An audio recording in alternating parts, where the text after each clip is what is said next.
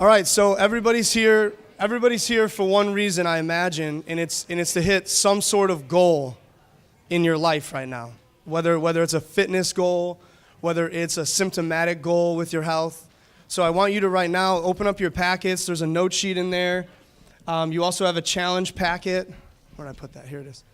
So this is your challenge packet. We'll get into this as we get started, but you're gonna do a self-assessment at some point today. It doesn't have to be immediately because we're gonna get into this. But on here, there's a self-assessment. You're gonna hit some of the goals, the reason why you're doing this. Whenever you have a big enough why, the how finds a way. Make sense? You have a big enough why, the how finds a way. Big enough why, the how finds a way, okay? And then the number 2 thing we're going to get into is our to-do list here. So we have a lot to talk about. The beginning is going to be about innate intelligence. I'm going to define that. We're going to talk about ketosis, ketone bodies. What are they? How does a body use them? Why do you need them or why don't you need them? Research relating to what ketones do and what benefits they have. And then we're going to go into supplementation protocols. What are things you need to be taking that you're not getting from the standard American diet or even an ultra clean diet? And we're going to take a quick break, about 20, 30 minutes, refresh, get up, move around, stimulate the nerve system. We're going into macronutrient ratios. What types of fuel are you going to use for your body? What does your body want? What are you giving it? How do you align those two together? And then the most important ones is lifestyle protocols. And then the ultimate one would be is implementation strategies to hit your goal. How do you do it? There's a million questions. I've already had a million questions today, and I'm going to answer those questions for you guys. So let's get right into it. So maximize living. For those of you that are guests and have never been to an event, I'm Dr. Dan. You're going to meet Dr. April in a second. We're the 2 chiropractors in the office. Our entire office is based on these 5 essentials necessary for health and longevity. Number 1 is core chiropractic. We're going to get into a little bit. The nervous system runs the whole body. Number 2 is nutrition. Number 3 is your mindset. With the right mindset, you can accomplish all the rest of these 4 things. Oxygen exercise, and then minimize toxins. You are, and I want to take a moment right now, you are a miracle. And I don't know if everyone in the room knows this, or I don't know if you've been told this, or I don't know if you recognize the power you have. Your existence on this earth is a miracle. And we have patients in the office. Raise your hand if something's happened to you since you started chiropractic care, changing your diet, that would seem like a miracle. Like you would say, I've had a miracle happen to me. And I would argue, and I'm happy for all of you that have had amazing healing, I would argue that's not a miracle. Those are not miracles. Those are predictable results that happen when you allow the body to heal. You already are a miracle. You see? So there is no miracle. Healing is not a miracle. A miracle would be your spine is like this, you're eating Fritos, and all of a sudden you heal. That's a miracle. You know, if you change your lifestyle and let your body heal, that's just normal healing. That's just normal, okay?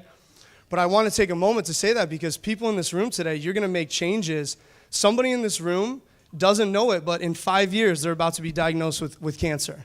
And by changing your life today, you're not going to get that diagnosis, or you might get that diagnosis when you're 180, aka you're going to spread out the growth so slowly that you'll never even see it happen. Or someone else's son or daughter is going to get off of ADD medications because they're going to change their nutrition up, they're going to learn about the brain, spinal cord, and nerves, and they're going to heal and no longer need to be on meds. Somebody's grandmother, who's not a grandmother yet, is not going to have Alzheimer's because they're going to learn about how to feed the brain. So she'll be around for her grandkids and her great-grandkids. So you are a miracle. You came from 2 cells.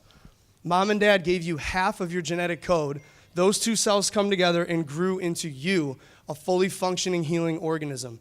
Brain, spinal cord, nerves, everything grew from that. This is called in chiropractic innate intelligence, meaning you don't have to control your blood pressure. Your body does it for you. You don't have to sit here and micromanage your thyroid levels. Your body does it for you. There is an inborn innate intelligence in us that runs and heals our body. Ketosis is part of that system. That's why we're talking about innate. If you have a problem with your health, think about this. Your body is so amazing, it grew from 2 cells into this complete organism. It grew a heart, lungs, liver, digestive system, the skin, your personality, your outlook on life, your eyes, everything. How come it can't heal your lungs, your liver, and your headaches now? Where did that go? Where did the innate intelligence go? It's still in you. It didn't go anywhere. So I just you guys with me? I mean, you are a miracle. So anyways, at what point did you stop thinking you were a miracle and stop telling your kids they're a miracle and that they're meant for more and meant for healing and meant for a life, not with drugs and mediocrity, but instead a life full of vitality and they can be who they're meant to be. So all of this is controlled by one thing, and we're talking about two amazing systems today. We're talking about the nervous system, and we're talking about basically the liver's metabolic pathways, which are unbelievable. The liver is sometimes, now people argue the gut or the liver, but sometimes they're both called the brain of the viscera, right? So your brain, spinal cord, and nerves, your brain runs everything in the body. It's the only organ, if we cut it off, everything else immediately stops working. You can cut the heart out, you're going to die pretty quickly, but the heart doesn't control the liver. The heart doesn't control your hand. The brain does. You guys with me? The brain runs everything. So I want to go through. It's the master controller. Your brain is connected all the way, these wires. It's not wireless, all the way down to the feet, to the toes, to the hands, to every organ. And so the way ketosis works, and we're going to get into what it is and how it works, the way ketosis works is you change your external environment, your brain interprets the change, meaning there's less sugar available. It signals to the liver and the rest of the body, hey, we're not getting glucose. We don't have glycogen. We need to start making ketones. So really, ketosis is an innate, inborn system in our body that allows us to survive when we don't have an immediate food source. But it only works if this system, the nervous system, is working properly and functioning properly. So your health depends on it. This is a normal curve in the neck. I just want to touch on this because there's new research that I want to show you guys.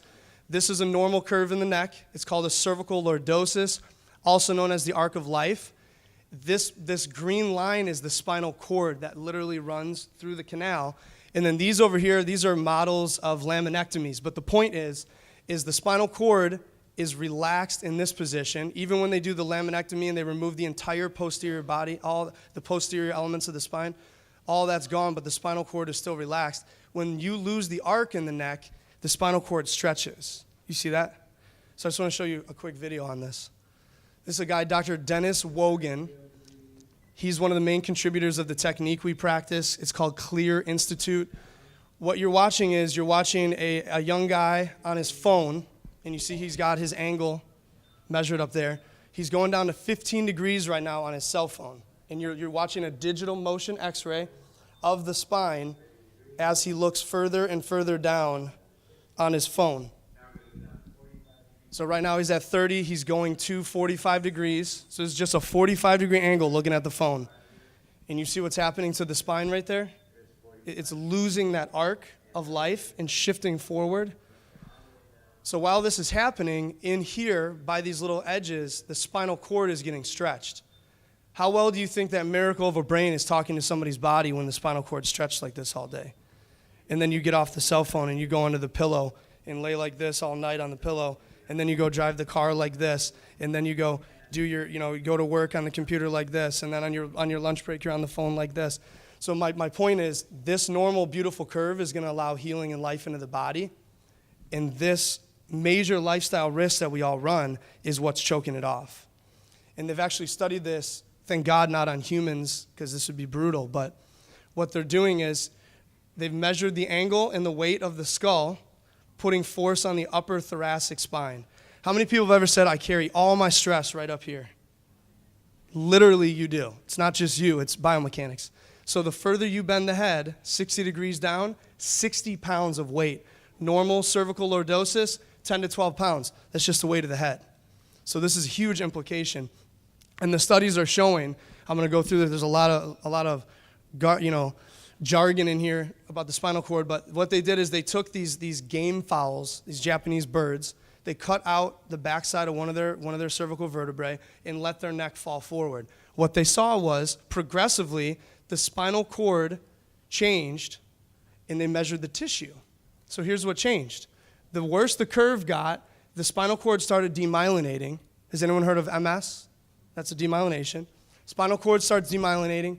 The neurons atrophy, so you have less nerves to communicate to and from the body. The demyelination progressed as the kyphosis, the loss of arc, got worse. So this is worse than this. And it decreased the vasculature in the neck and the front of the spinal cord. So less blood flow, less nerve flow, less life, big problem. And that's basically what the research said. So those of you that are getting adjusted, thank God you're aware of where your curve is. You know the exercises to do. You're going to be able to get into ketosis easier than somebody who's not getting adjusted, somebody who doesn't know what their spinal cord looks like, somebody who doesn't know what their arc looks like in their neck. Make sense? So I just want to let you guys know, this is an inborn system. Ketosis is not a new gimmick. It's not a new diet. It's not a new trick. I mean, originally it was studied in the 20s, and it was used in seizures, in patients with seizures, because they noticed as they cut sugar down, the seizures started minimizing. And they call them drug-resistant seizures, so seizures that weren't able to be treated with medication. I want you guys to understand, you need to take that new research and just every day, you have to be doing your spinal exercises. Every night, you got to lay in your rolls. Every morning, you get up and do your wobble chair. This is the life force of the body. Ketosis follows suit. Normal blood pressure follows suit. No headaches follow suit. Everybody with me? So here's the main premise of ketosis. It's an inborn system. You're intentionally withholding carbohydrates from the body so that you create a glucose deficit. And this happened in hunter-gatherers in our ancestral people on a regular basis, as they were not privy to a regular food supply. So when you remove carbohydrates, the liver gets signaling from the brain to indicate low glucose, and it starts manufacturing ketone bodies. Ketone bodies are, we're going to get into that, chemicals that the body can use as energy. Ketone bodies feed the brain, and initially, when you're transitioning, the muscles, but the muscles can then adapt and almost live completely on fatty acid metabolism, aka burn fat, but the brain does not burn or metabolize fatty acids. It uses sugar or ketones. Those are the only two options. So this is a survival mechanism for your brain, ketosis. And then ketone bodies also, and this is where all the research is happening, and Mike, Dominic D'Agostino, and there's a lot of people in the field that are studying this, and they're really doing it on themselves. But ketone bodies are epigenetic signalers, meaning you were born, you got 2 cells from mom and dad, that's your genome. Epigenetics is methylation and markers that tells your body which genes it wants to use and express. It's basically like notes on the side of the margins. Make sense? So the words are there, but which words you highlighted and which words you made notes on is called epigenetics. And ketones send epigenetic signalers that not only increase fat metabolism, but also increase mitochondrial biogenesis, which is huge, and we'll get into that. Huge implications for cancer. So nutritional ketosis is I need to clarify, nutritional ketosis is what we're talking about, not ketoacidosis in diabetics, which is relative to liver and pancreas damage. And we're not talking about just taking a ton of exogenous ketones and forcing it up, and I'll hit on that too. During ketosis or fasting, which we'll talk about as well, your body performs autophagy, which is Latin for eat yourself. You slough off and kill damaged cells, damaged mitochondria, cancer cells, nasty stuff in the body. It's like cleaning your garage. It performs DNA repair due to epigenetic signaling. You increase antioxidants, whose sort of glutathione, superoxide dismutase, catalase. These are protective enzymes that reduce free radicals. Metabolic flexibility is something that I want to define because me and Chris were talking earlier today. Chris, right here. She said, I have a question. I heard if you're in ketosis for too long, it's a problem. And that's a thing. You can go too far into ketosis and alter your metabolism. You can also go too far away from it over here into high glucose metabolism, and that's called what? Diabetes. So there's a sweet spot in the middle called metabolic flexibility, in which your body is able to metabolize carbohydrates, fats, and ketone bodies, and very rarely do we ever use proteins, and we won't touch on that a little, but metabolic flexibility means you're going to come over into ketosis for a little bit, reap the benefits, you're going to find some food over here, your body's going to metabolize and burn that sugar off, you're not storing excess body fat, and so you have this natural flux to your metabolism, and that's what I'm going to teach you today. And the results are you don't get cravings, mood changes, and fatigue when you're not on sugar. And then food intake is going to be matched or synchronized with what your body is burning. So if you're burning tons of sugar and all you're eating is sugar, you can't burn enough to get rid of it. You store it as fat. Where we want to match it, we want to teach you how to burn ketones, teach you how to, and remind your body how to burn sugar, and you can burn both. Stop storing energy everywhere, all over your body.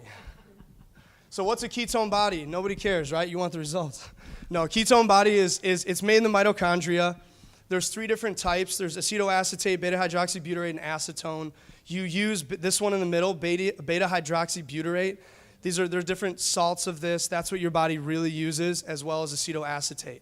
This is the most common one that's supplemented, and this is the end product. This is the end product. Who's ever been in ketosis? Like they know they've been in ketosis, or who have ever heard of the ketone breath, right? That's what you're smelling is acetone. That's what you're smelling.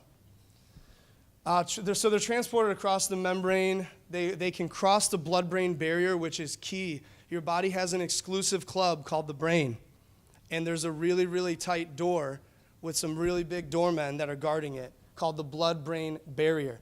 Ketones can readily, without even a transport, cross the blood-brain barrier because they're water-soluble.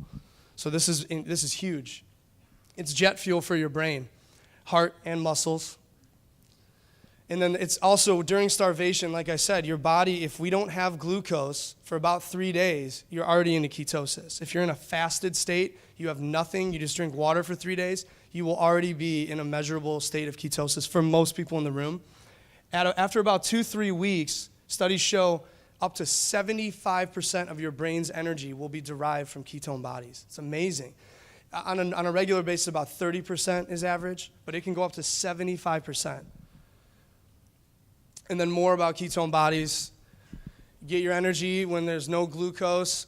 In the event of low blood glucose, and there's nothing else available, ketone bodies, so the rest of your body can use fatty acids, is my point. The brain needs ketone bodies. So it's all about the brain. The point of the synthesis happens in the liver, in the mitochondria, which is why when we talk about fasting and exercise together, and when you time your fasts and your workouts together accordingly, your body will increase the amount of mitochondria in the muscle tissue and in the cells because it needs more mitochondria to create metabolism, to create energy so you can live. Mitochondrial disease is really being studied currently, and there's Thomas Seyfried is the leader on this for those of you interested, but is really the underlying root cause they're finding for cancers. Cancer cells have damaged mitochondria. They cannot use oxygen to create energy, which yields a high amount of ATP, 36. They can only use anaerobic or fermentation, which only yields minimal ATP. So the whole point of a cancer cell being so metabolically active is it has to do, literally, what is that? 16 times the work to create the same amount of energy as a normal cell. So if you can revert your cells to have more healthy mitochondria, you're preventing cancer cells. You guys understand? That's Thomas Seyfried, Seyfried. Thomas Seyfried. He's got tons of stuff on that. And then so acetyl-CoA is what you're actually using. Long story short, you eat sugar, it has to go through glycolysis where you break it down and turn it into acetyl-CoA. Then it enters the energy pathway where you can spit out some reduced agents to make electrons. Over here with a ketone, it right away, you make it from acetyl-CoA, boom, throw it in. So it's quicker. It's a quicker source of fuel. There's less free radical damage as you metabolize these. You're doing less damage to your body. That's enough of this stuff, right? So now we're going to move into the goods.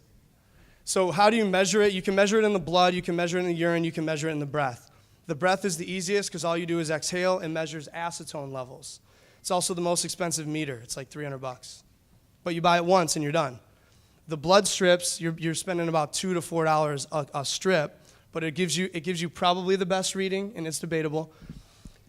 In some athletes, in some highly refined people that are in and out of ketosis on a regular basis, there's not a lot of ketones in the blood because their body is using them effectively. So tons of ketones in your urine or blood is not necessarily a good thing. Make sense? It means you're not burning them. You're not using them. They're coming out of the urine. They're coming out of the blood. Urine is really the one that you don't want to see a ton of ketones in. So I personally don't measure in the urine. Blood, so normal ketone levels are about 2 millimole. 2 millimole. Nutritional ketosis, which is what we're talking about, restrict sugar so low, your body has to make ketones. You want to see around 1 to 2 millimole, and typically that's done in the morning before any food. As you get into starvation, which is when you're doing, a long, prolonged water fast intentionally, you can get up to 3 to 5, and then ketoacidosis is dangerous. And really, when you get up to this level, it shuts down oxidative pathways. I mean, this is a death situation. You will never get in this scenario unless you have pancreatic damage. This is not what we're talking about today, ketoacidosis. So there's a meter called Precision Extra. If you guys are interested in measuring it, I personally don't necessarily recommend that everyone in the room measures ketone levels. I don't really think it's the point of today. The point is to learn how to make more of them, and you'll know based on mental clarity, based on your energy levels, based on fat loss, that you're getting into ketosis and hitting your goals. Where some of the more elite, like Michael, you're training, you might want to measure and know where you're at. Where am I at on this workout? I was at this level. I had this good of a workout today. I ate this yesterday. Where there's a science to it. Not all of you need to be scientists. Okay. So the benefits of ketosis, I'm going to go through this quickly, and we're going to get into how to do it. Impaired glucose metabolism is a red flag. When you have diabetic issues, blood glucose issues, A1C issues, high CRP, inflammatory markers on your blood work, high triglycerides on your blood work, showing that you're taking in too many carbohydrates, you are literally on the path to seizures, Alzheimer's, dementia, diabetes, cancers, all this, ADHD, autisms. So these are all neurological issues, but they're also metabolic issues. So the two ways you address it is you analyze the neurology of the spine and the movement pathways, and you fix the physiology. So ketones, and this is a good quote from Dr. Dominic, ketones readily cross the blood-brain barrier and become highly efficient energy sources for the brain. They promote elevated neurotransmitter and enzyme function. So your brain can send messages and make things happen faster. Your capacity to fire neurons increases. Who wants to increase the capacity to fire neurons? Right? Some people want to slow them down. And you go drink and slow them down, and some people want to increase them. You get into ketosis. You preserve that capacity through increased oxygen delivery, which is protective to the cells, reduce inflammation, and fewer reactive oxygen species, also known as free radicals. So you're basically a more efficient, well-oiled, functioning neurological machine. That's what that means. Unbelievable. I mean, if this was something you could just take, which you kind of can, it's unbelievable. Reduce inflammation. So again, we go back to epigenetic and anti-inflammatory effects. Your body's getting messages saying you're moving into a state of rest. Ketosis is typically a state of rest for the body in nature. It means we're not bringing in food. So we need to prepare, eat what we have stored, and try to find some more food. Make sense? So when you're in that state, you're in a state of what's called parasympathetic, rest, relax, digest, heal, repair, grow. And what happens is you're less inflamed. Beta-hydroxybutyrate disrupts inflammatory processes in the cell by increasing your anti-inflammatory, antioxidant enzymes, catalase, superoxide dismutase, glutathione. This is what Daily Defense, the supplement Daily Defense, I don't know if you guys I just sent out an email about superoxide dismutase, but this is shown to reduce skin wrinkles. It binds the collagen. Glutathione is your liver's number one antioxidant. So by getting into ketosis and following this nutritional pathway, you're increasing your own ability to fight off disease and aging. And really, it's free. You just eat differently. And then you increase the immune function. Gluconeogenesis means make new glucose. Your body will do it if you're addicted to sugar, which almost every American is, and you don't eat sugar. So a lot of you this week and next week are going to be doing a lot of gluconeogenesis until your body starts adapting and gaining that metabolic flexibility to make ketones. Gluconeogenesis tells the body, similarly to ketones, to go into the opposite of ketones is a stress response. It's the sirens are going off. Sugar's low, sugar's low, sugar's low. We got to make more sugar, gluconeogenesis. The liver has to work really hard to do it. You sometimes use protein to do it, so it can lead to muscle wasting, which is why if you're having trouble gaining more muscle mass, it's because of how much sugar you're eating. But ketones do the opposite. It leads to a decreased sympathetic response. So, one more. And then we're going to get into it. Ketone supplementation, intermittent fasting, they place strain. I told you, cancer cells cannot use ketones. They don't have mitochondria that function. So what happens if you take their food source away? Exactly. So the tumor cells are dependent on glucose. You take away their fuel, and then they get mad. They can't do anything about it, and it slows down their hypermetabolic state, meaning they have to work really hard in anaerobic glycolysis to get energy and grow, and you're making a very low glucose. You still have glucose when you're in ketosis. You have to. There's no such thing as no glucose in the body, otherwise you're dead. Your body tightly regulates it. But what you're doing is eliminating all excess glucose. So the scavengers, the cancer cells can't scavenge all this glucose. They're stuck and they're like, what's all these ketones? I can't do anything with this, So the pickings are slim and the cancer cells don't like that. So you have to use that to reduce the fuel available to cancer cells. Unbelievable. So Robin and I were just talking about this. Who's heard of exogenous ketones, meaning ketones from outside your body, right? Very popular, big deal right now. I want to hit on this for 3 reasons. Number 1 is there's no such thing in life as a shortcut. There's no such thing, right? No such thing, right? You're in the gym. Is there a shortcut in the gym? No such thing. There's laws of earth. There's laws of the human body, and you can follow the laws appropriately and get awesome results from them. So exogenous ketones, so keto nootropic. Nootropic means a brain enhancer, So exogenous ketones can be used by 3 people for 3 different things. Number 1, somebody's starting out getting into ketosis. You're still addicted to sugar. So your body is used to using sugar as fuel. Your car uses gas for fuel. If I went out there, cut off your gas tank, and put a solar panel on it, it would change everything, right? So that's what you're doing. You're shifting your energy pathways. Your body's going to take time to respond to that, and there's something that people call the keto flu, a.k.a. glucose withdrawals, a.k.a. sugar withdrawals, that you may go through. One of the ways to kind of palliate that is with exogenous ketones. You're giving your body energy. You're not giving your body any fat. You're not giving your body any protein with this. You're not giving your body any sugar, no fiber, nothing, just a clean-burning brain energy source. That's what these are. So you can use those as you start to adapt. So I put these together in a bundle, and I put these in there. And some people are like, oh, my God, you're putting exogenous ketones in there? You're trying to cheat. And it's not cheating. This is called taking advantage of an opportunity. Number 2 is somebody can use these as their training, right? And we're going to get into macronutrient ratios and how important it is to know what you're bringing in. If you're at a level where you're hitting almost too much protein to get the fat you need for the day, and you need more energy because you're working out or you're working long hours or you're on a road trip or you have a big event you're doing or whatever, you can use, I'm drinking these this morning, but you can use these as an additional energy supply for calories for your body. That's not going to increase body fat. It's only going to increase mental clarity and focus. And then the third thing you can use them for is to literally use them as a meal replacement. So you're traveling or you're at the airport, you just bring a little put a little, and you can use it as a meal replacement.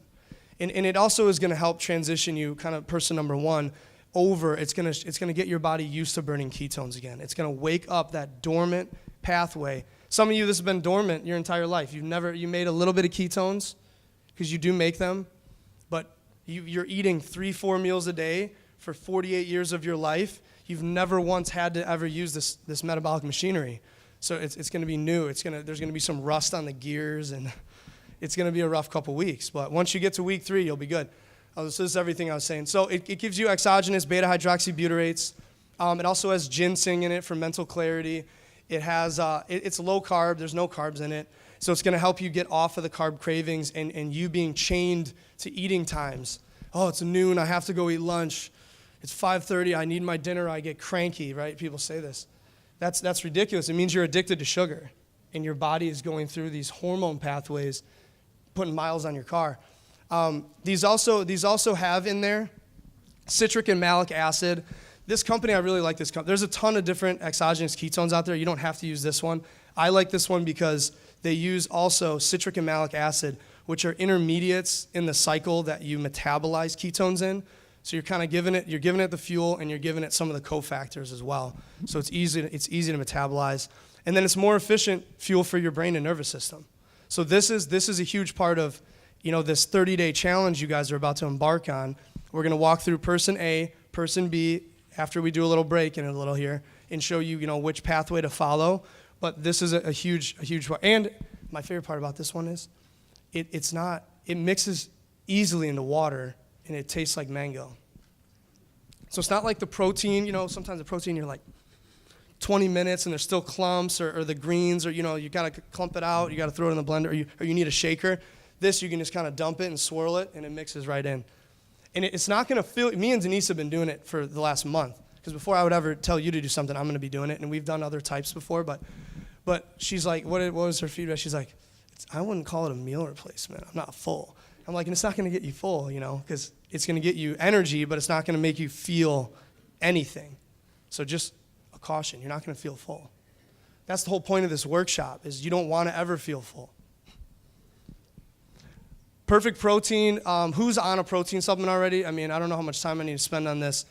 So protein, whey protein. Why does everybody use whey? It's the most complete protein. So it has all the essential amino acids that we need.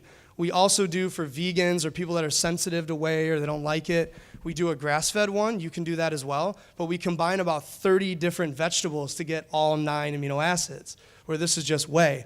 This is a whey concentrate from a grass-fed cow. And what that means is the cow has the appropriate fatty acid profiles. It has the appropriate immunoglobulins, which are proteins, present in the protein. So when you take this, you're getting a higher percentage of branched chain amino acids, which your body uses later. And then it also preserves immunoglobulins. So you're actually, as weird as this sounds, getting a little bit of an immune boost from the healthy cow that this whey came from. Similar to how an infant, when you drink milk, right? Milk is for infants. Cow's milk's for baby cows, but we're stealing some of their protein. It also carries immunoglobulins, the same as a mom, a human. Very cool. So this is what you're going to use to replace a meal, is the grass-fed protein and the max greens. So the protein is the immune part, and then the fuel for all the cells. The cells use protein to make functional machinery, not for energy unless you're starving. Then you start eating your own muscle. But that's last on the totem pole. First you burn the glucose, then you burn the fat and make ketones, then you burn the protein. So we don't ever want you burning protein. Now the greens are the opposite of the protein. They're all the nutrients. So the greens it's a full greens blend, plant-sourced, organic. So there's 2 greens blends. One is all the vegetables, and one is all the green, earthy things that you don't normally eat, like kelp, right? The seaweed, spirulina, chlorella, all these other greens. The other one is the antioxidants. So there's a berry blend of antioxidants, and these are going to help your own inborn ones, catalase, superoxide dismutase, glutathione, to help protect your cells from free radical damage. The less free radical damage, the less cleanup you have to do. DNA damage, damaged cell walls and bad fats and cancer cells. So the less damage you do, the less autophagy you have to do. Prebiotics, who knows what a prebiotic is? Bacteria food. We can't break it down. These fibers, they're carbohydrates. They do not raise your blood sugar because you cannot break them down. So you eat them, they go down in the stomach. They're called also resistant starch. Like a green banana is resistant starch. So you eat it, it goes down, tastes terrible. That's why we don't like to eat it. Then it goes into the stomach, small intestine, and then finally makes it to the large intestine undigested. Guess what lives in the large intestine? Probiotics. And they break down these long-chain resistant starches. So what you get is short-chain fatty acids, which we really don't get anywhere else. This is a huge area of booming research we don't have time to get into. Everyone's heard of MCT, right? Medium-chain triglycerides. These are short-chain triglycerides. So you'll hear more about those in the future. But then probiotics and enzymes. Probiotics live in the gut, help colonize, help protect, give you an extra lining of protection, breaks down your foods, allows you to get all the nutrients out, and then your enzymes break down and catalyze those reactions. So the point is, you're going to start fasting, and we're going to teach you how to do that. You're going to use your exogenous ketones as a bridge, as a pre-workout supplement, as a post-workout supplement. It's kind of there to help you. It's not my favorite thing to mix with these other two because these are like chocolate, vanilla, and that's mango. You could do it. I mean, it doesn't taste bad. But the chocolate protein and the chocolate greens is one of my favorites.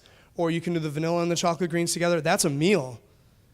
Nutritionally, that's a meal. Calorically, it's less than a meal.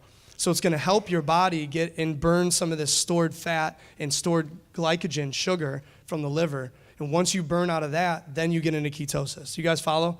It's like the reason it's hard to do this is you have to be aware of what's stored on your body. It's a little different for everybody. Everyone has a different set point. But the best way to do it is stop putting sugar in, and you burn through everything else. And then the other ones I want to hit on, just because if you're not taking these supplements as part of creating health and wellness, you're missing huge groundbreaking research. Vitamin D, everyone should know by now. This is one of our number one deficiencies. We do not live outside anymore. We used to live only outside, now we live only inside. So we don't get vitamin D. And I'm thankful that we're inside right now because it's cold outside. But in the winters, you have to supplement. In the summers, if you can get 45 minutes a day in the sun, do it and skip your supplement.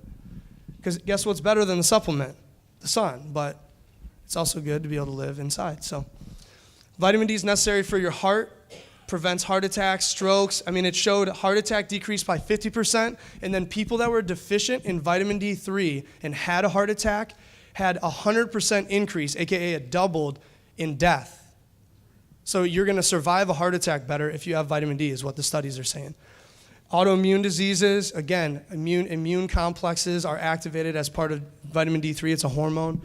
So as you increase the immune system, autoimmune issues go down, infections, the immune system goes up, DNA repair and metabolic processes. We now know that volunteers taking 2,000 IUs a day showed 291 different genes that control 80 metabolic processes were upregulated by taking vitamin D.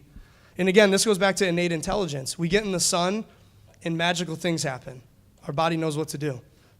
5,000 a day for an adult. For kids, you do about 400 IUs based on their body weight for every 10 pounds. And then optimal omegas. So we're going to get real deep into fat, so you guys can understand what fats to eat for fuel. Because your only options are, you have three things you can eat: fat, sugar, or exogenous ketones. That's it. You don't live off of protein. You can't burn protein for fuel. So if you can't burn sugar, we're not doing sugar. We're doing less than 50 grams. Some of you down to 20 grams a day. Some of you, and I'll show you, under 150, 100. So you can't do sugar. So what are you going to eat? Fat. Lots of fat. Grandma was right. Good fat. Anyway, these fats are used more than just for energy. They're used to make every outer layer of every cell in your body. They're used as epigenetic signalers. We use them as part of making hormones. So you need healthy fat. Who knows that meats are toxic if they're not organic or grass-fed? If an animal doesn't live right, it's toxic. So normal fatty acid ratio is 2 to 1, 6 to 3. You have double the 6. Most conventional meats and industrial seed oils, the average is about 18 to 1. Some are 15, some are up to 20 to 1 omega-6. Omega-6. If your ratio is beyond 4 to 1, you're in trouble. You're inflaming. You're causing bad, damaged fats to get ingrained into your normal cells. So you have leaky, damaged cell layers, and things are coming in and out of the cells that shouldn't. Your antioxidant pathways, your second messenger systems are all messed up. So there's a huge sequela of results that happen when you don't have good fat. When getting good fat is so easy. It's so easy. The only problem is, so I have on here, I'm saying this: it's impossible to eat enough fresh fish. I'm not going to do it because there's too many heavy metals. So what do? We have to take it. It is, as annoying as this is, 100 years ago I could say just go eat a ton of fish. Now we have to say take the oil, take the fish, wring the fish out, filter the oil, and then eat it. And that's our fault as humans. We caused all the toxicity, but you have to supplement to get a clean omega-3 fat without all these heavy metals in there. And then we've already seen, and we've been over this a bunch, but you get decreased risk of cancer, heart disease. You lower your triglycerides because you're not as inflamed. There's not as much oxidation going on. And you improve brain function and mood. So if you have a moody spouse or kid, they need to be on omegas. There's a 2-week guarantee on that. So we know, I'm sorry, I want to show you this. Probiotics, we know we're friends with the probiotics. It's called symbiotic relationship. We are symbiotic with them. They help us, we help them. We help them by giving them prebiotic. They help us by eating our food that we don't finish and protecting us from bad bacteria. And all the good bacteria colonize, and they beat up the bad ones when they come through the gut. That's kind of how it happens.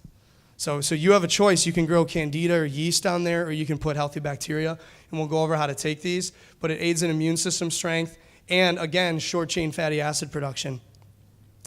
And then here we go. So I want to explain how to do all this, because you guys, so who knows when they walked in the room today, they're going into ketosis, there's no turning back, I'm committed, I want the results. Show of hands. Who knows they're going in? Okay, so you'll be person A. Person B is somebody, and we're going to go over this after we take a quick break, but person B is somebody who's like, I know I want this, I'm kind of ready, but I know I'm not going deep into this yet, and that's good. If you don't have any metabolic flexibility developed, if you're addicted to sugar, if you're hungry at 9 a.m. and noon and 5 p.m. and 9 p.m. again, and you're addicted to carbs, you need to take the next 3 weeks as person B when we go through this and get unaddicted to carbs and fat adapted so you can burn fat for fuel, and then you can start going into ketosis, okay? So this is just a general overlay. The grass-fed whey protein and the max greens, you combine them, you can replace as many meals a day as you want with these. I love doing this because it takes about 2 minutes. There's no cooking. The cleanup is easy. You have a cup, and you can take it anywhere with you. It's the best. So if you come home to a dirty sink, there's a cup in it, and you just brought it with you. So what you do is you mix the greens and the protein together, and you can take that either as your breakfast or your dinner. That's usually a good bookend meal. Then the other one is the keto nootropic. You just mix that with water and drink it. That's for when you need to focus, when you need an energy boost. Some of you are at work at noon and you start getting kind of groggy or tired. That's a good time to take it. Some of you are going to start getting headaches as you come off of sugar, and that's a good time to take it. Your brain will light up and you'll be much happier. The probiotics and D3 take in the morning. You wake up in the morning, you throw a D3 and a probiotic in together, and they work together in absorption. And then you chug down 24 ounces of water. Flush the kidneys, flush the gut out, hydrate the cells. Huge, important step. And then this one right here is omegas with lunch or dinner. And I'm doing this because depending on your schedule, just take it with food. So this is the plan with the bundle. That's like the keto, that's the plan. So if you're doing the plan, this is the plan. So that's how you use those. And then we have what's called fat bombs. Non-explosive, but they are fat bombs. That's what they're called because they're a ton of fat. So you're going to start getting into ketosis right now. So hopefully none of you ate breakfast yet, or you did a ketone supplement, and now this will be your breakfast. So it's unsweetened, salted, unsweetened. We actually used unsalted almond butter. It's got coconut oil, almond flour, and then it has grass-fed protein, max greens, so you're getting like a salad, antioxidants, the berries, probiotics, prebiotics, enzymes, all that stuff is in this little ball, and it has the raw cocoa powder. We're going to hit, so sugars, proteins, and fats are the main macronutrients present in foods that you eat. So you're not eating like a ketone sandwich at the deli. You're eating carbs, fats, and proteins. Maybe someday we'll have a deli that has like, I don't know, that'd be kind of weird. Anyways. So what you're going to need to do is, and I put these 2 websites up here if you want to like look them up on your phone or bookmark them. As you begin to get familiar with this process, you need to know what, and again, I don't want you to be a scientist, but you need to know what a macronutrient is, sugar, fat, and protein, and you need to vaguely know what a typical meal you're eating consists of regarding those macronutrients. Because one of the easiest ways, so I was talking to somebody during break, she's already in ketosis. She's been following a lot of natural protocols to reverse her cancer, and part of that is how does she stay in it, how does she manage it, and does she need to get on the supplement? And so the supplements for her would be to keep her there and keep her nourished. But the fastest way to get out of ketosis would be to eat too much protein. That's typically how people mess it up, is if you're monitoring blood levels and you're actually looking to make sure you're getting into ketosis every day, the easiest way to get out of it is too much protein. And so we're going to talk about that. But Fit Day and MyFitnessPal, what I recommend you do is, for at least one day, ideally 1 week, you record what you eat. You can do it on a sheet of paper. You can do it in your phone. You can do it anywhere. And then you go home at night, you enter it into one of these websites, and they have things in there that are already in there. Like they know what an avocado typically has in it. They know what a banana, right? And then if you're entering in a product, you just kind of look at the nutrition labels, but really you shouldn't have anything that has a label on it for the most part, because it's typically garbage. But you enter it in there, and it's going to spit out the grams of protein, the grams of fat, the amount of carbohydrates, and that's what you want to know. That's what you want to know. The plan you have in your folder already has it set up for you for person B. You could literally blindly leave here, listen to none of this, and just follow that eating schedule and everything, and you're going to move towards fat adaptation. You're going to be burning more fat. Now, and we're going to go through this in more detail later, but when you figure out your macros, it depends on what you want to do. I'm going to go through right now how that looks. You're going to look at fat, carbs, proteins, okay? And we'll talk numbers in a second. I hope I'm not confusing everybody. So here's the lowdown on fats. There is such a thing as a good fat. There's such a thing as a bad fat. The difference between them is how quickly they become rancid. That's literally the only difference. So saturated fats mean all the bonds are saturated. The room is full, the train's full, it's leaving the station, no one else can come on. So these are coconut oils, butter, ghee, animal fats like a ribeye steak, okay? These are saturated fats. Regardless of what you heard, these are the most stable fats because they don't react with oxygen quickly. So that's why you can cook lower heat with butter. It's a little more delicate because of the proteins and immunoglobulins. But coconut oil you can fry with, and these fats are stable because they're not going to react with oxygen. So these are the good ones. These are the favorite ones. Avocado oil is a monounsaturated fat. So monounsaturated means it has one double bond that reacts with oxygen. It's partially unstable but relatively stable. So these are really good, extremely healthy fats. They're really good for your lipid membranes in your cells because they have a kink in them and your body can use them. You need them. The problem is you don't want to heat them because they're more fragile. Got it? So these are all fats you should be including in the diet. Now we're getting into the ones that you should be getting out of your diet immediately. These are polyunsaturated, and I'm going to explain because there's good ones and there's bad ones. Omega-3s are actually a polyunsaturated fat. And you need them to live. They're an essential fatty acid. You need them to live. You don't make them, you got to eat them.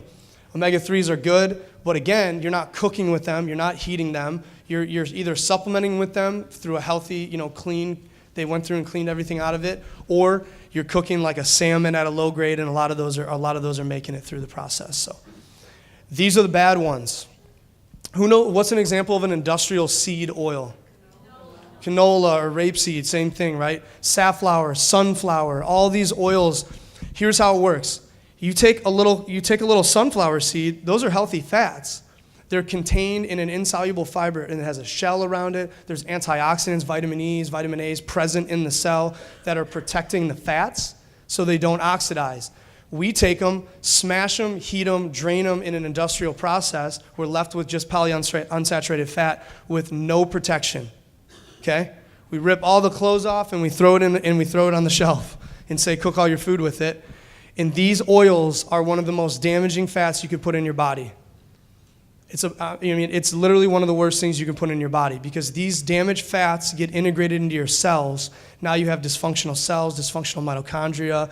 It affects hormone pathways. There's major ramifications. If there's one thing you leave here with today, it's stop eating canolas and rapeseed oils and safflower oils and sunflower oils and all the chips and all the popcorn. You read a label on any box, these oils are in it. You still can't touch it because it's cold pressed, but then it's been sitting there naked. You see what I mean? So the only way you ever want to do it is eat a sunflower seed, That's really the best way to do it. Now, cold press is going to be better than high heated, but it's still going to oxidize. So look at this. So you see this picture right here? Doesn't that look like cheese or butter or something? That is TNT, the explosive. TNT. I don't recommend you fry with it. However, it has a low melting point, and it's melting right there.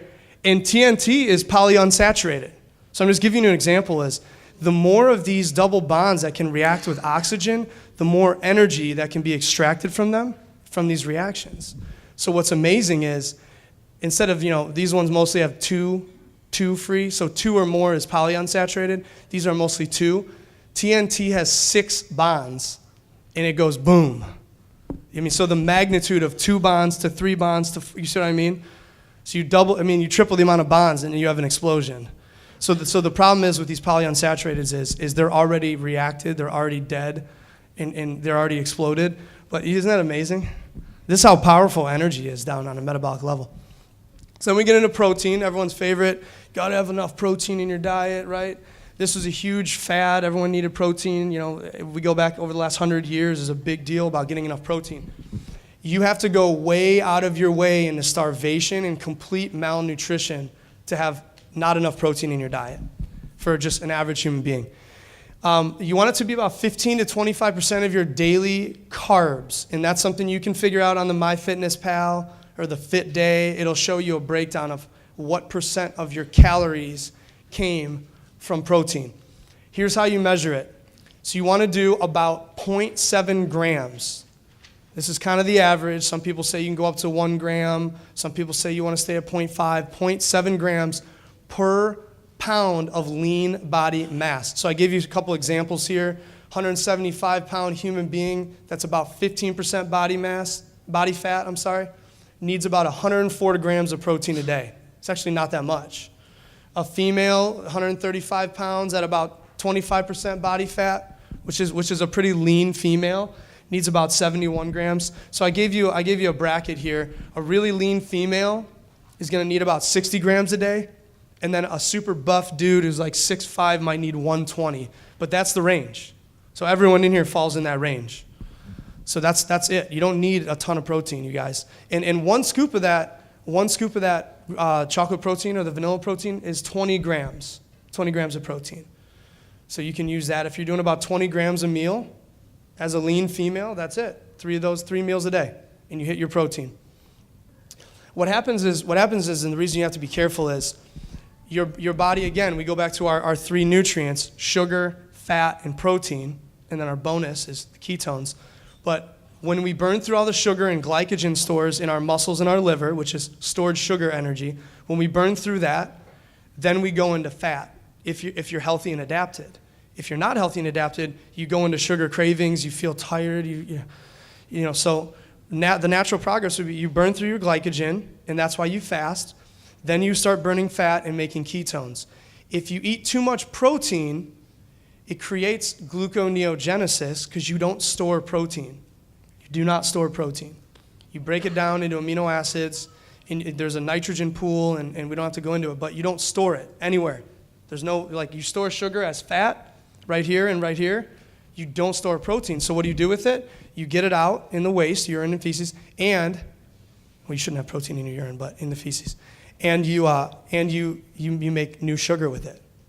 So you can throw yourself out of ketosis, aka tell your body, hey, we don't need ketones. We have enough food to make sugar, and you'll make sugars if you go over the limits on these. Best sources, nut butters or nuts and their butters. Almond, macadamia, coconut butter, pasture-raised eggs, grass-fed beef, fatty steaks, dark meat chicken, dark meat duck. Some of the best out there, wild-caught salmon, sardines. I'll teach you guys a trick when we talk about working out and fasting, or I'll just tell it to you now. When you are fasted and go into a workout, and we'll talk about who should do this, and then fast out of the workout, there's a moment where you can break through some of these weird aversions or cravings to foods. So sometimes you crave food in a weird way, like, man, you're addicted to something. A great way to break through it is fast, work out, keep fasting, and then eat something like a sardine. If you hate sardines, eat sardines from that, and your brain will literally learn to love them. It's kind of interesting. Yeah, it's very interesting. Hard to explain. Overconsumption leads to gluconeogenesis. And then we're here at vegetables. Vegetables you can eat, you don't have to worry about these. So as we talk about macronutrients, and we're going to hit the numbers here in one more slide, but 50 grams is kind of the upper limit for an active person trying to stay in ketosis. 50 grams of carbs or less. 20 grams if you're sedentary. You can pretty much ignore any carbohydrates from plants because they're written off as what's called net carbs are almost zero. But when you're doing your macronutrients, you want to look at gross carbohydrates, meaning every single thing that's counted as a carb. Not soluble fibers, all that's included. You don't get to write any of it off, okay? Gross carbohydrates, under 50 grams. But ignore your vegetables. Ignore them. They're not going to mess you up. These are the foods God put on earth for us. Leafy greens, all the different leafy greens. The tender leafy greens, the ones you can eat raw and they taste good, those are the best. You don't have to cook them, nothing. You got all the raw enzymes in there. Last night for dinner, I took a green leaf head of lettuce, chopped it up, threw a huge thing of burrata on top of it with some balsamic reduction and a ton of olive oil. And it's weird to say, it's one of my favorite things on earth. I mean, I could eat it every day. Burrata is like a fresh mozzarella with cream in the middle. Yeah, it's like candy. It's the best. A lot of healthy fat. And then cruciferous, you usually want to, it depends on your gut. A lot of people eat these raw. I like them cooked. And this is a great way to get fats into your diet, is cook your broccoli, your cauliflower, your Brussels sprouts, what have you, and get your butter all over that or some olive oil over that, like 2 tablespoons. So you're literally going to go and flip your brain where somebody taught you, they lied to you and told you butter is going to kill you, eat margarine, which is going to kill you, right? You have to flip your brain around and literally start thinking, man, I don't have enough fat on this. You know, I need some extra butter. You're at your friend's house eating, you're like, you don't have enough butter out here. I need 3 tablespoons for this. And they're going to look at you weird, but they need to understand these fats are what nourish the body. These fats are what you use to create your cell walls. These fats are now what you're going to use for fuel.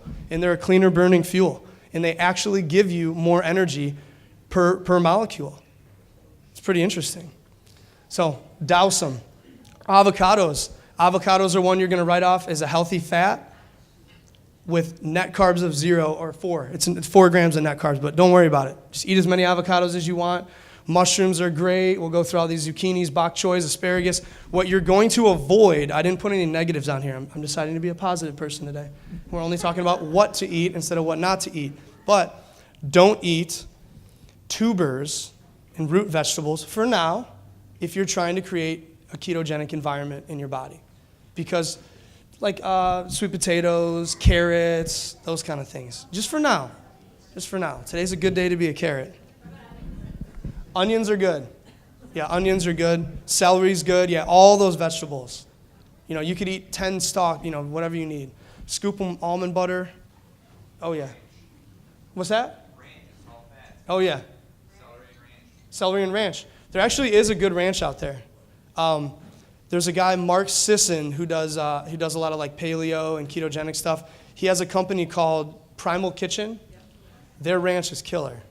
And it's made with avocado oil. Never heated. It's good stuff. Have you had that one? Yeah. Super good. Dip it in the ranch. Healthy fat ranch. Yeah, Primal Kitchen, they have a bunch of different dressings. You can order them online. They have them in Whole Foods as well. They have them in Whole Foods. Oh, you can't make it. You can make it. You can make it. He's got his ingredients. You can try. You can steal his formula. Cucumbers are great. And then we're moving over here to now this is the important part. I'm going to ask you a couple slides before we were talking about seeds and nut butters. How do you feel about sunflower butter? Sunflower butter, again, the only issue is it's sensitive. It's sensitive because it's polyunsaturated. So you're good, for the most part, as long as it's done at a low heat. I don't eat a lot of it. Or like tahini. Tahini's a really good fat source. So I really like that too. You just have to watch who made it and how it was made. Yeah, tahini, that's good too. What's your opinion on high oleic? I'm not too familiar with the process on those. I'm just innately drawn away from it because it sounds like they're like, you know what I mean? Yeah, I don't know. Do you know anything about them? No. No? Okay. I'll look into it. Yeah, high oleic, I feel like they're either like treating it or something, almost like, like hydrogenating it or something, or maybe they're just selecting for a certain type of sunflower plant that has like these different bonds, because that's a type of fat bond. So I'll have to look into that one. Tahini is sesame seed puree, essentially. Yeah, really good. Yeah, they use it in hummus. Mix it with the chickpeas. So here's the two people we were talking about. Person A, you're somewhat fat adapted. Maybe you've been on the advanced plan before. Maybe you've removed carbs from your diet for a period of time. You don't typically have hunger cravings, right? You can fast in the morning and not worry about where your next meal is coming from. This is person A, and you have some more goals you want to hit. You want to get rid of some like 8 pounds of stubborn belly fat, or you want to tone up for you're a model or something. I don't know. So that's the ketosis deep dive. You're already somewhat there and you want to go to the next level. The next level is ketosis. Or person A is you are in a bad situation right now. You are a type 2 diabetic who knows that they can do this, right? You have the commitment. You know that your kids need you around, your spouse needs you around, you're sick of feeling like garbage, you're sick of your joints aching, you've been diagnosed with cancer, you have Alzheimer's that runs in your family, you don't want to end up that way. That's person A, okay? Today's the day to move. Person B is either one of two things. I know I need to change, I'm a mess, but I know I need to take it slow. I know my personality, I know I just can't go straight into this, commit for 6 weeks to get into ketosis, right? And stay there. So person B, you're gonna kind of walk before you run. And we're gonna get you there. And the second one is you have a vision, you have some goals, you know where you want to end up, and you know that you're gonna start as a person B, and then in 3 or 4 weeks, you're gonna be person A. You see what I mean? So some of you in the room are committed to the whole thing. It's just you're starting way over here. We have to walk you to here and then get you to here. Make sense?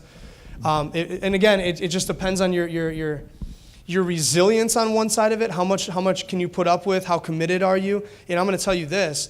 There is nothing in the world that you can't have as long as you're willing to get a little uncomfortable.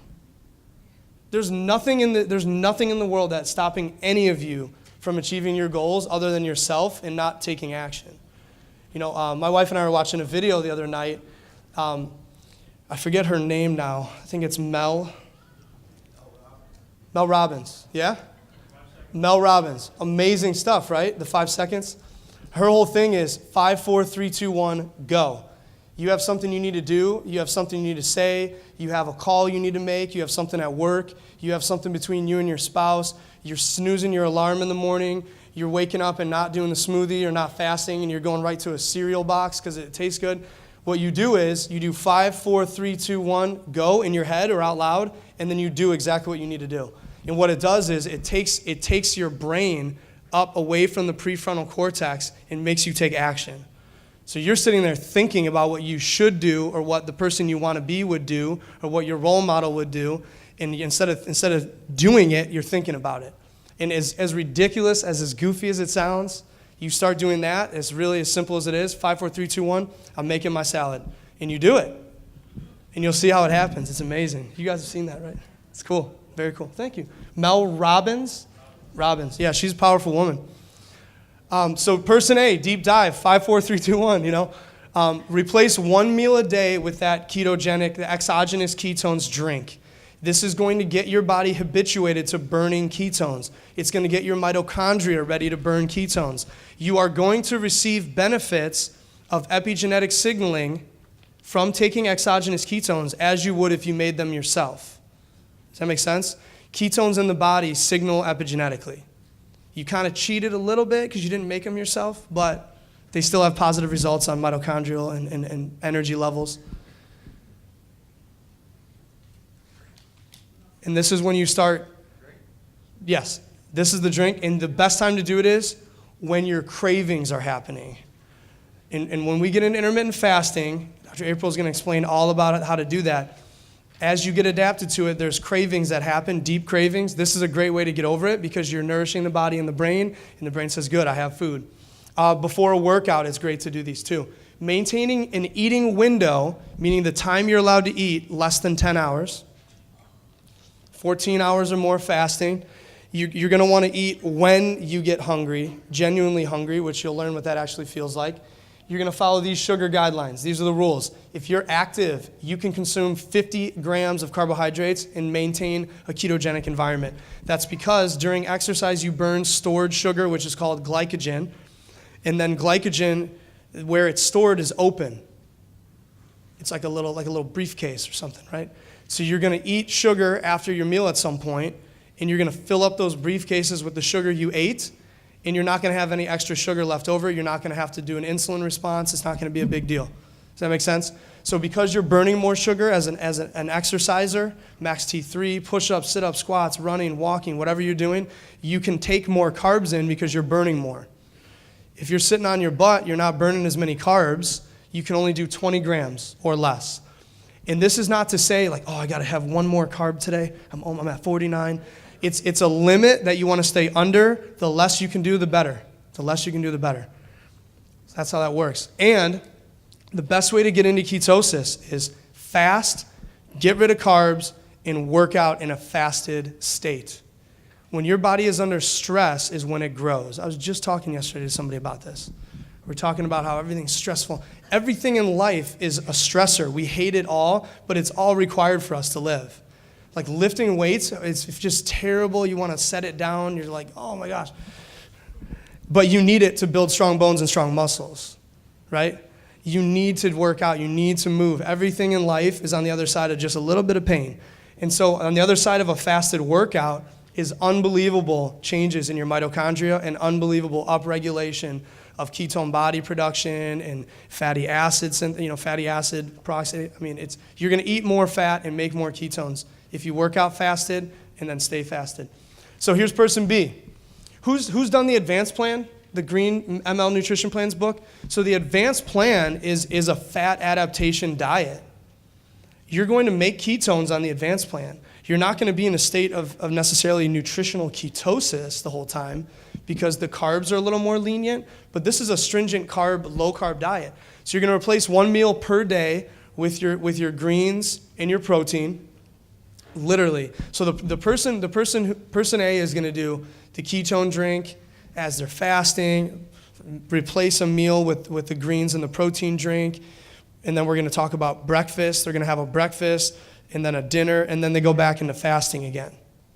Or they can do the protein and greens as their nighttime dinner, and then you go right back into fasting again.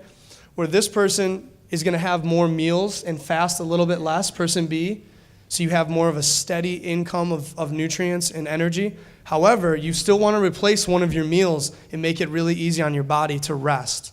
You're going to rest the gut, and when you do the protein and the greens, this is an extremely low carbohydrate meal, yet high nutrition. So it's like you're almost fasting, but you're not. Follow me? You do the keto drink whenever you want, as you get hunger cravings, if you get fatigued, if you're into the keto flu, then you can take the exogenous ketones to give you a little boost. And then you want to try to push these fasting periods up to 12 hours. You want to push them, and we'll talk about that. Keep carbohydrates hard maximum, less than 150. If you can stay under 100, that is more ideal. And then you want to fast for 1 hour after workouts, which Dr. April is going to talk about. So here's the word break fast, which we forget what that means, right? Break fast is your first meal of the day because you break your fast. So the nice thing about sleeping is you can't eat. Most people can't eat while they're asleep. It's one of the only times an American doesn't eat, right? So then we wake up and immediately break our fast, right? I think you'd eat in the shower sometimes if you could. No, I'm just joking. But 3 foods you can break the fast. So this is what everyone was asking. We had in the office the 3 foods you should never skip for breakfast. These are the 3 foods, okay? You should never, ever skip tons of leafy green vegetables, healthy fat, and clean proteins, high-fat proteins. Those are the three types of food you break your fast with. Now, you'll notice there's no fruit in here, and we'll talk about fruit. If you're person A, no fruit for now, except maybe a little bit of berries, like a little half cup of blackberries, blueberries. You really don't want to touch berries because there's about 8 to 10 grams of sugar in there. If you mix that in with your almond butter and some of the sugar present and some of the other fibers, you're going to go over 50. So person A, no berries. Person B, you can do berries, you can do green apples. You'll stay way below 150 grams. But in the breakfast here, break your fast. The best thing to eat, the best thing you could ever do is a huge salad. It's the easiest way to incorporate tons of nutrients, tons of healthy fat, and very low carbs. Your body loves it, your gut loves it, your bacteria love it, everything. And the trick to this is, and we were talking a second ago, is everyone's heard of the Atkins diet. Everyone's seen people lose weight on the Atkins diet. What is the problem with the Atkins diet? It basically got touted as a meat diet. So too much protein, not enough fiber, not enough vegetables, not enough nutrient-rich foods. This is not a meat diet, and you can do this complete. This is a vegetarian meal if you don't want to do any of the grass-fed beef, or you put nuts and seeds on your salad. Or if you're a vegetarian, you can do cheese or eggs on the salad. If you're a vegan, You can use vegan protein sources from plants. You can use nuts and seeds on the salads, healthy oils and fats from all that, from all the oils, like olive oils, avocado oils, macadamia nuts, all that stuff. So that's option one. Option two is the smoothie. That's the portable salad, right? And what I like to do in my smoothies is either almond butter, coconut oil. We have an MCT colada. You know, it's like a pineapple coconut tasting MCT oil that we put in there. Pretty good. And then you put in your protein powder, your max greens, MCT, bunch of leafy greens, some almond milk, some coconut milk. Just make sure there's no added sugars to these. And that's how you break your fast, meaning your period of not eating. Okay? Got it? And then we're going into now one of the most important tactics to kickstart this, which is intermittent fasting. So. All right, so intermittent fasting. This is something that I did for years before realizing how good it was for me. And really, I didn't even realize I was doing it because I became not a big breakfast person. I'm not a huge morning person. If I could sleep in, I would. I don't, but if I would, I could. But intermittent fasting, it is not a diet. It's just changing your pattern of eating, right? So it is not a diet. It's just changing it, and we're going to go through it. But there are some extreme benefits of intermittent fasting. Stimulates your brain function, it increases your fat metabolism, it helps to prevent cancer, like he talked about earlier. It starves those cancer cells. You can lose weight, it improves your glucose tolerance, it boosts your immune system. How many of you guys, I know a lot of people were kind of sick, or what we like to call expressing health over this winter season. How many of you guys, when you're sick, do you feel hungry or do you not feel hungry? Right, you're not hungry because it's actually boosting your immune system to go kill the virus or bacteria that it's supposed to be fighting. And it improves, it's actually very good for your heart. So, intermittent fasting. So what is it and how do you do it? So here's a great example. It's typically you do about a 16-hour fast, right? That sounds like a long time.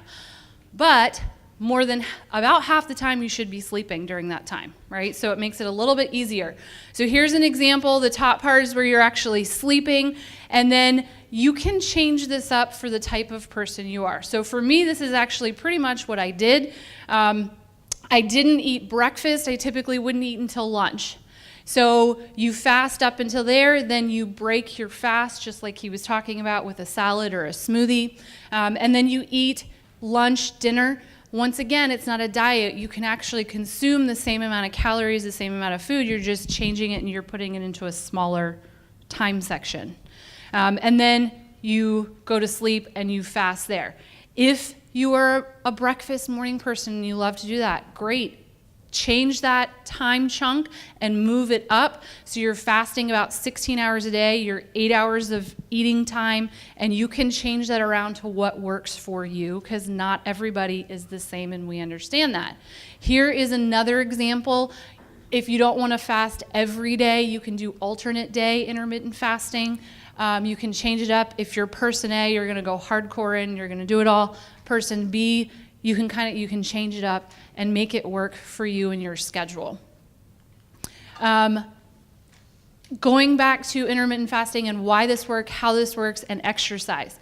So problem is in our society, in our culture, is you use your energy from your last meal for up to 6 hours. So you eat breakfast, let's say you eat it at 8 a.m., and then you are using that, you sit in your car, you drive to work, you sit at work, right? You're using that energy. You're not expending as much energy as you put in, and not even 4 hours later, you're eating again. So you're never actually burning that fat. So the benefits of intermittent fasting is that after those 6 hours, then you use energy from your blood sugar, and then after 14 hours, you are actually burning fat. And so that's why intermittent fasting is so good for you. That's why it's needed. But once again, you're sleeping half that time, so it shouldn't be that big of a mental change for most people. But the duration of your fast, you want to make it last about 16 hours. If you can go longer than that, great. Once again, for those of you who can't, that's okay, baby steps. And then the best time to work out, like Dr. Dan already talked about, is into that fasting hours, the 16 hours or longer.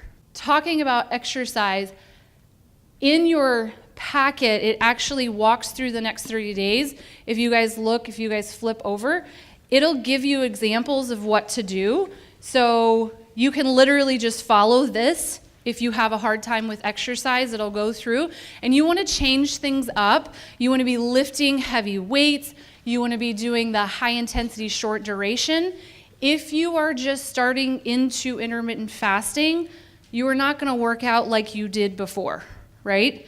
Because you need to moderate your energy levels. For the first week or two, you could be super tired, you could be super fatigued. Last thing you want to do is be working out, fasting, and you pass out, right? That's not what we want. So you need to be aware of it. And so maybe you'll step back and say, hey, if I was used to running a mile or 2 miles, I'm going to maybe walk run some of it until I can build up to that.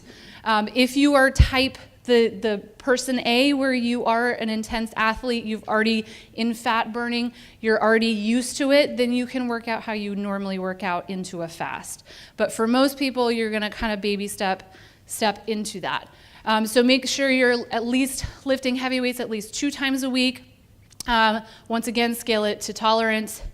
Impact resistance is essential for bone and muscle development.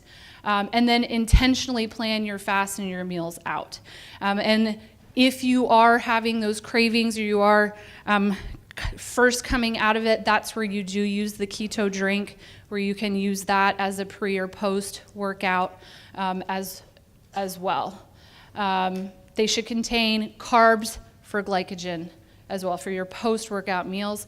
If you are able to fast up to an hour after your workout, that's great. That's the best thing to do. But once again, you may need to change it for you. So then everybody pull out your packets. The first page is all a self-assessment. So this is not something that you need to do right now, but maybe later on today. So this first page here is the self-assessment. You don't need to do that right now. That's more for yourself. So do it when you leave here today. Go ahead and do that. Write down your goals. Figure out what your goals are. Some of you guys already came in here knowing what they are. Nobody gets results just thinking about what you want to do, right? So you have to actually follow through and do it. I wish it was that easy. Like, oh my gosh, I want to lose 15 pounds. I thought about it. It's done, right? That doesn't happen. You wouldn't be here today if that's the case. So you're going to need to go through this. For those of you who are in the office, all of these things here, the symptoms, you can circle those. Those are something that, number one, if you've been in the office for a long time, which lots of you guys have been here for years, so that's great. So you shouldn't have many of those things. If you're new to the office, we're working on correcting those things. If you have not been into the office and you want to, because once again, like Dr. Dan said in the beginning, is ketosis, it's an innate physiological process in the body, but if your nervous system is not able to properly communicate with your body, you're not going to get the best results. So once again, fill out that sheet and see Miss Denise if you guys are wanting to come into the office. The second sheet from there on out pretty much goes through what a typical day would look like. This here, like he said, is basically a person B. Right? So you can just blindly follow this. It gives you your eating plan. It gives you the snacks. It gives you the tip. It gives you your workout. If you are type the person A, where you're going to go all in, you're going to choose about 2 to 3 of these things on here for the eating plan and do that and make sure that you figure out what times you're doing your intermittent fasting, when you're going to eat, and work those in there. Okay? And then I'm going to go through a couple of examples. I am a vegetarian. I have been a vegetarian my entire life. I was actually brought up vegan for the first about 7 or 8 years of my life, and then we became vegetarian. And once again, like he said, everybody's always asked me, oh my gosh, where do you get your protein? Where do you get your protein? I get it from everything that I eat, right? I don't necessarily need meat for that case. So I'm going to go through examples here. Well, first of all, this here is just a visual for when we're talking about what to eat.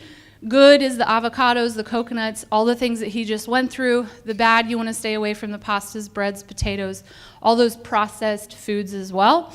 And then I'm going to go through some examples here. So yes, take out your phones if you guys want to take pictures of a few recipes.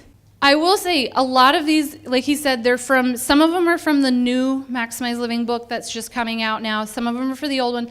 Most of the time when I'm looking for a new recipe, I'll actually go on Pinterest. How many of you guys use Pinterest? You guys know what that is? So it's an app on your phone. And I'll just go in there and I'll put like healthy vegetarian dinners. And I'll go through it, and this is actually one that came off of Pinterest, and I'll modify it to what I want it to do. So some of the recipes I use they're actually meat-based ones, and I just change it to what I want it to look like. But I've actually made these, and I didn't actually use walnuts. I find for me, I can't eat a ton of nuts, otherwise it affects my digestive system, so I can't really break it down. So I just did mostly like a mushroom kind of meat thing, and I made it all. Super easy, super quick, but once again, it's very easy to modify it. Anything you really want, very colorful plate, and these are different bowls that I'll do. You can take things out that, for instance, if you don't like tomatoes, take the tomatoes out and add something else like a red pepper in that you like. You can make them and modify them to what you want to do. And then how many of you guys love pizza? I mean, who doesn't love pizza? But here's a great cauliflower pizza crust. This one's actually pretty easy to make. My mom is actually in town, and 2 nights ago we had cauliflower pizza, and it was so good, and I didn't feel like I was missing out on the bread at all. But if you don't want to, if you're not ready to gung-ho, I'm gonna make everything from scratch, Trader Joe's has a great cauliflower pizza crust pizza. It's already made, you preheat it, it's really amazing. So that's a great suggestion. And then just adding on whatever toppings you want. So if you really like olives, because those are really good high in fats, you can put avocado on your pizza. You can just, if you want to add meat to it, great, throw it on there. And then soups are fantastic. For those of you guys who have Vitamixes, or even I'm trying to become very proficient at crock pot cooking because it's very easy. For me and my significant other, we both have very full-time jobs. We work at the office. He has his own office, so it's throwing it in before at lunchtime, and then it's ready to go. And you can do soups in there as well. So potato leek soup is a soup that we grew up on, but you don't want to really be eating potatoes right now, so here's a great alternative. It's butternut squash. And then here's one example, roasted vegetable lasagna. This is out of the new book. Once again, you can add your meats in there and do like a zucchini noodle instead. It is still very good. I made this for Kevin, and he actually loved it. It was filling. He didn't feel like, he's like 190 pounds, 6'1" guy, right? So it's like, does it pass the test? It does. It definitely passed the test. It's very filling. He didn't feel like he was missing out on the noodles at all. But I think that is actually my last slide.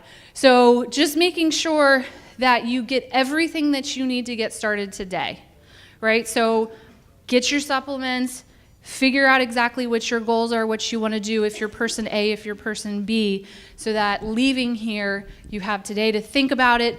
The last thing I do want to go through is, for those of you who have phones, which I know everybody, I would think everybody does, another app that you can get that I just got. How many of you guys have heard of Fresh Time? Right, okay, so we send you guys there a lot for different things.